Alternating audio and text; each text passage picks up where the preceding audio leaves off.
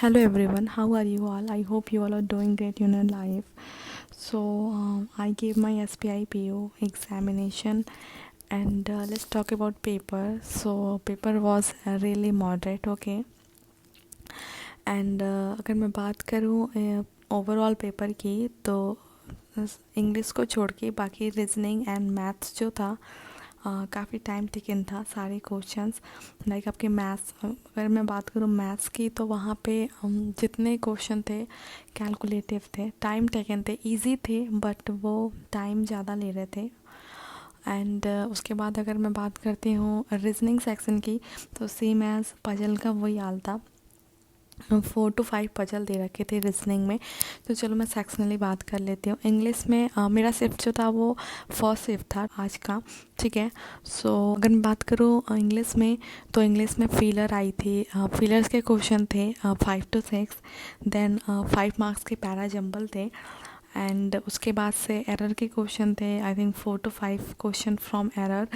Then RC थी 8 to 9 marks की and उसके बाद से वर्ड रिप्लेसमेंट के क्वेश्चन थे इंग्लिश में। तो ओवरऑल मुझे इंग्लिश सही लगी जहाँ पे मैंने जो पैरा जंबल है उसके मैंने 3 क्वेश्चन छोड़े एंड देन मैंने एरर के क्वेश्चन छोड़े क्योंकि एरर के क्वेश्चन सही नहीं हो पाते, गलतियाँ हो जाती हैं वहाँ से। एंड देन मैंने आरसी के 2 या 3 क्वेश्चन छोड़े थे। तो ओवरऑल मेरे जो अटैम्प्ट हैं इंग्लिश में वो 23 ही है। पेपर इजी तो था बट मैं रिस्क नहीं ले सकती थी निगेटिव मार्क्स करके। So I did 23 in English and अगर मैं बात करूँ अभी रीजनिंग की, रीजनिंग में पजल जो थी 4 to 5 पजल आई थे और पजल ऐसी थी कि अगर आपने कहीं भी स्टक किया तो आपका पूरा टाइम वेस्ट होता और मेरे साथ वही हुआ। मैं एक पजल में फंस गई जनरली जो कि मेरा टाइम कंज्यूम किया एंड मेरे अटैम्प्ट्स जो हैं रीजनिंग में कम रह गए जितना मैंने एक्सपेक्ट किया था उस कंपैरिजन। बट लेट्स सी क्या होता है। रीजनिंग में अगर मैं बात करूँ तो आपको यहाँ पे 4 to 5 पजल देखने को मिली थी जिसमें से आई डिड स्क्वायर वाला पजल, देन आपके 6 मंथ की पजल थी जिसमें कॉपर एंड स्टोन एलुमिनियम ऐसे करके वो बना रहे थे 6 मंथ वाले। देन एक Bihar and state wise name थे उसको सेट करना था। बाकी आपके सीलॉक्स के क्वेश्चन थे, ब्लड रिलेशन था 3 to 4 मार्क्स का, ऑर्डर रैंकिंग थी।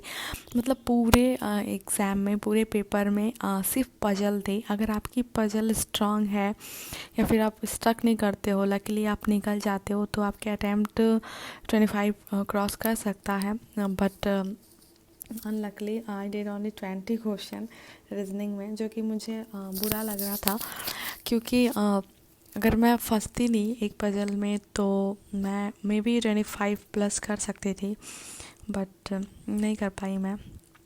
एंड अगर मैं मैथ्स की बात करूँ मैथ्स जो है काफ़ी कैलकुलेटिव थी। लाइक जो डीआई थी ना वो देखने में इजी थी बट वैल्यू कोई भी डायरेक्ट वैल्यू फाइंड आउट नहीं हो रही थी, वहाँ से आपको डबल वैल्यू फाइंड आउट करनी थी, ठीक है। तो अगर मैं बात करती हूँ तो वहाँ पे 3 डीआई दे रखी थी एंड आई थिंक एक डीआई में 6 क्वेश्चन थे वहाँ पे। तो 5 to 6 क्वेश्चन थे। एक जो डीआई थी वो लाइन ग्राफ पे थी और दूसरी जो पाई चार्ट पे थी, ठीक है। एक डेस्कटॉप एंड लैपटॉप पे था एंड सेकेंड वाज कुछ ऐसे ही था, मुझे भी एग्जैक्ट याद नहीं है बट ये 2 डीआई थी। देन कैसलेट तो मैंने बिल्कुल टच ही नहीं किया एंड उसके बाद से अप्रॉक्स के क्वेश्चन थे मेरे शिफ्ट में जो कि काफ़ी डुएबल थे, इजी थे बहुत ही, 5 मार्क्स के, ओके। एंड देन आपके 5 मार्क्स के रॉन्ग सीरीज़ थी जिसमें से आई डिड 4, एक मुझे नहीं आ रहा था वहाँ पे मैंने उसको स्किप किया। एंड बाकी अर्थमेटिक के चैप्टर थे। अर्थमेटिक के चैप्टर में सेक्शनली इंडिविजुअल चैप्टर सारे उठाया था, पार्टनरशिप थी, एसआईसी आई थी, ये कुछ क्वेश्चन अर्थमेटिक के थे। अगर मैं डीआई को में भी मैंने 1-2 क्वेश्चन छोड़े होते जो थोड़े से टाइम टेकन थे तो वहाँ पे और भी स्कोरिंग हो सकती थी बट आई डिड 19 क्वेश्चन। आप में से जिसका भी ये शिफ्ट होगा लेट मी नो आपके अटैम्प्ट्स क्या हैं। मैं थोड़ा सा डिसअपॉइंटेड थी क्योंकि मे भी और अच्छा स्कोर हो सकता था 62 अटैम्प्ट है मेरे टोटल स्विफ्ट की। तो स्विफ्ट सबका मॉडरेट ही है, इजी नहीं है। S P I P O obvious सी बात है, पेपर करेगा अपने लेवल का, बट लेट्स सी क्या होता है, कट ऑफ क्या जाती है। एंड मैं रिस्क नहीं ले सकती थी, एक्यूरेसी को मेंटेन रखनी थी। बाकी अटैम्प्ट्स तो हैं, लो है, I know, but let's see क्या होता है, होप फॉर बेस्ट। एंड अभी नेक्स्ट एग्ज़ाम जो है I B P S P O की, उसकी प्रिपरेशन करेंगे। वो अच्छा करेंगे। अगर इसमें प्रॉब्लम होती है, जिनका भी एग्ज़ाम ये सही नहीं हुआ, तो डू नॉट वरी, आप नेक्स्ट वाले पे ट्राई करते हैं। मेरा भी है, so we will do best in that, okay. And good luck to all, thank you.